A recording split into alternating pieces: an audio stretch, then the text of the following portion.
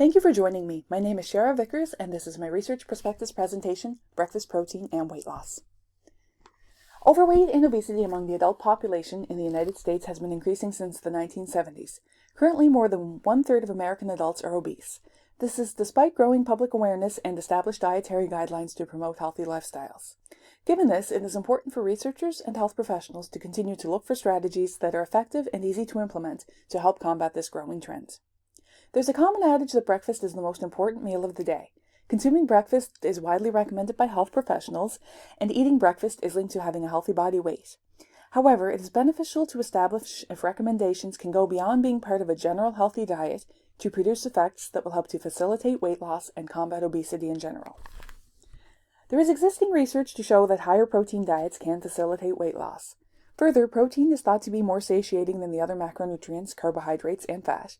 Protein is thought to play a role in appetite control, and it is pertinent to determine if higher protein breakfasts are a viable recommendation for those looking to lose weight.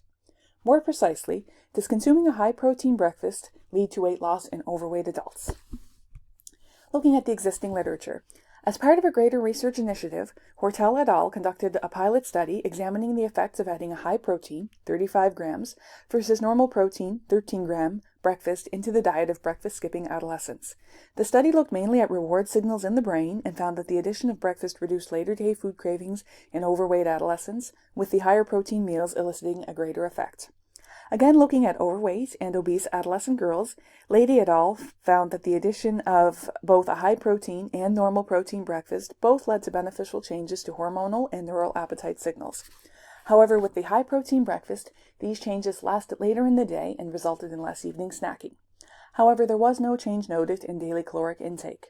Building on these findings, researchers undertook a 12-week study with a similar population and found that the addition of a high-protein breakfast, again at 35 grams, prevented an increase in fat mass through reduced dietary intake related to reduced perceived hunger.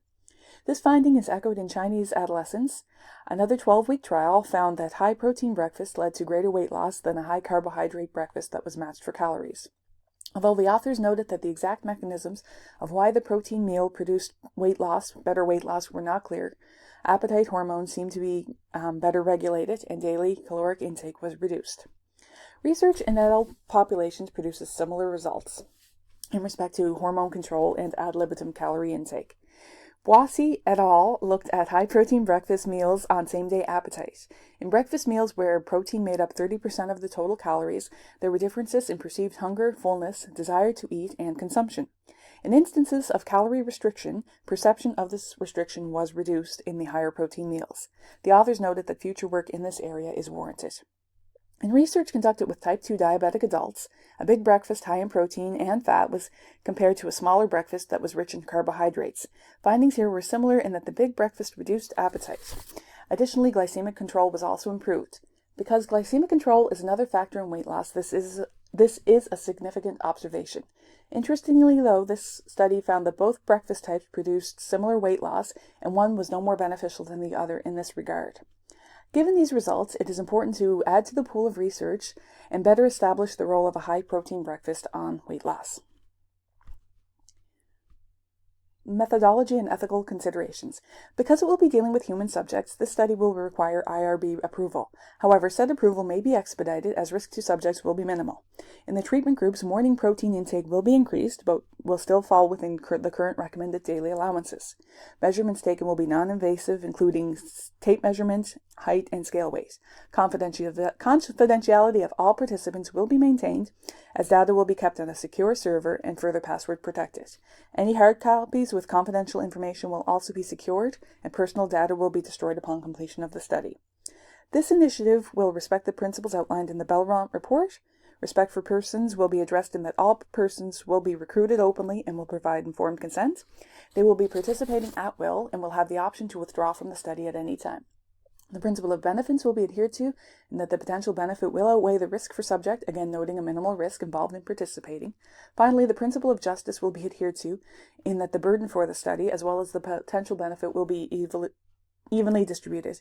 There isn't a great burden to participating in this study, and either group could see potential benefits. The proposed research will be a pre-test, post-test two-group design. This will increase the internal validity of the work and allow for in-group comparisons from baseline to the study's end. The design here is consistent with the earlier work cited. The sample size will be calculated using G-Power statistical software. Subjects will be recorded through a local flyer distribution and notice board advertisements. Overweight adults with a BMI of 25 to 30 kilograms over meter squared who are otherwise healthy will be administered a pre-screening questionnaire. For eligibility, subjects are breakfast eaters who must not be undergoing care for any medical issue. They must not be taking medication or using tobacco products regularly. Screening for recent weight loss of more than 5% of total body weight, as well as recent weight loss endeavors, will also occur. Subjects will be randomized into either the standard protein breakfast group or the high protein breakfast group. Measurements for height and scale weight will be taken at baseline and post hoc. Height without shoes will be rounded to the nearest centimeter, and weight will be measured using a digital scale, calibrated and accurate to 2 decimal points. Scale weight will be measured in light clothing without footwear. Body mass index will be calculated using the WHO protocol of kilograms over meter squared. Mean weight and BMI for both groups will be recorded on a spreadsheet, Microsoft Excel 2016.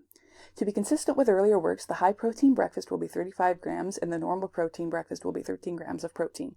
The meals will be matched for calories otherwise with a slight manipulation of the other macronutrients. To ensure compliance and accuracy, the breakfast meals will be provided to participants. Subjects will be instructed not to consciously make any other dietary changes and to keep their activity levels similar to what they were before the study began. Participants will also be asked to advise in a general manner of any changes to health status or medication use during the study period. Upon completion of the study, group mean body weight and BMI will be analyzed. Variance and standard deviation will be determined, and paired t-tests will be used to test for significance. The tests will be two-tailed and will be considered significant at the 0.05 value. Discussion. Again, there is value in determining how high protein breakfast affects appetite. Understanding the neurological responses and the hormonal signals is certainly benefit. But before we can get a full handle on all of that knowledge, it's also valuable to determine right from the get-go if protein does actually facilitate weight loss. And that's what we're looking at here. I think this study will help to add to the current data pool, help fill in any gaps, and increase the knowledge. Again, we're looking for another tool that is safe and effective for weight loss, a way that obese or overweight people can increase their compliance, something that may be easy for some to implement, and it certainly has value in that. So right now, again, we're just looking to see if a high-protein diet does in fact reduce weight loss, and if this is something that we can gather more data on, and healthcare practitioners can start to recommend. Thank you for your time today.